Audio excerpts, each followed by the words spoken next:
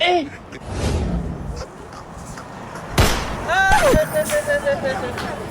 Hapa tumefika yani na tujapata Yesu.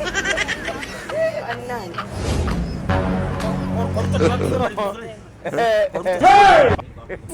Yes. Sipadi naoje. Karibu na Sugoi. Nasikia Sugoi ni pale katikati ya miti hapo. Sugoi ni mountain.